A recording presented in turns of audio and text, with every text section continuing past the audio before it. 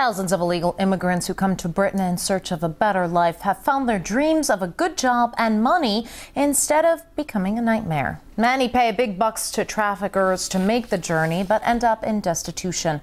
RT's Ivor Bennett has met some living on the streets who find themselves stranded with no means of returning home. It looks like nothing more than a dumping ground, a squalor plain to see. Harder to spot are the signs of life. This is what 40 illegal immigrants call home, under a motorway bridge in London's outskirts. Penniless and without sanitation, the place is infested with drugs, disease and destitution. Many risk their entire family's fortune to get here, dreaming of the riches that await. Instead, they found a nightmare. They've come here looking for a better life. They've been told, in fact, they've been sold the fact that if you come to the UK, it's like the streets are going to be paved with gold. This man paid traffickers in India over $15,000 to smuggle him to Britain in the back of a lorry. Like most, he destroyed his passport when he got here to make deportation more difficult. But it means he now can't escape, even though he wants to.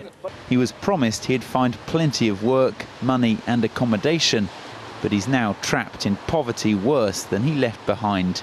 I have no job, anything, no home, it's free, homeless. Where do you sleep? Me? I when sleep Havelock Road, it's bin.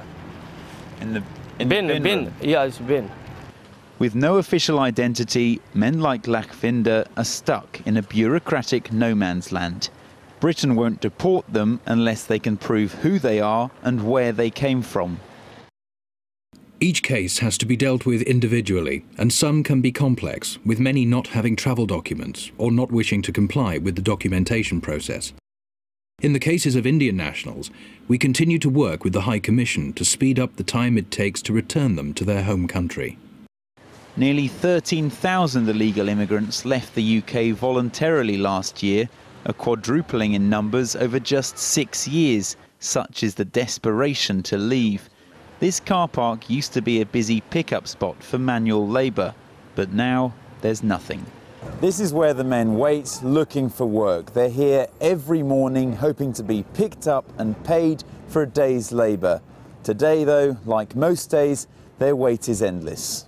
Before the downturn, Gaurav was earning up to £300 a week.